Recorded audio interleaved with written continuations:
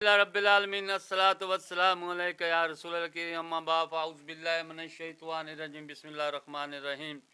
नाज़रीन इकराम, दोस्तों, बुजुर्गों, छोटे बच्चों, बहनों, अस्सलामु अलैकुम व रहमतुल्लाहि व बरकातुहू। उम्मीद है आप खैरियत से होंगे। अल्लाह ताला आप सबको खैरियत से रखे, शैतान के शर से महफूज रखे और हम सब का खात्मा ईमान पर फरमाए।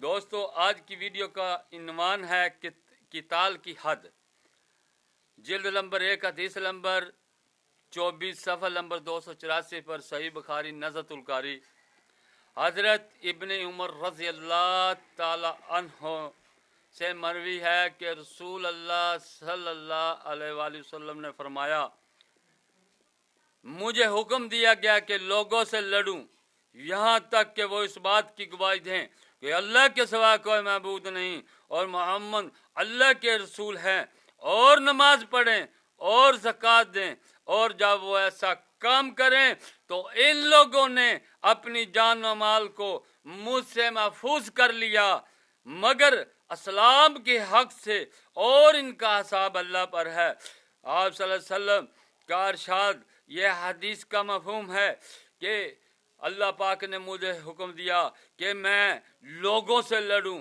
यानी कि गैर मजहबों से लड़ूं यहाँ तक कि वो अल्लाह की गवाही दें कि अल्लाह के सिवा कोई महबूद नहीं और मोहम्मद सल्लल्लाहु अलैहि वसल्लम अल्लाह के रसूल हैं, और नमाज पढ़ें, ज़कात दें, और जिन्होंने ऐसा किया उन्होंने मुझसे अपनी जान माल को महफूज कर लिया, यानी कि वो अमन में आ गए। और मगर इस्लाम का हक, यानी कि जो इस्लाम का हक है, जो लेन देन, पड़ोसियों से सलूक, जो कुछ भी है वो हिसाब अल्लाह के ऊपर है। अल्लाह पाक उन्हें बख्श दे, अल्लाह पाक जो मर्जी चाहे उनके साथ मामला करे। अस्सलामु अलैकुम व रहमतुल्लाह।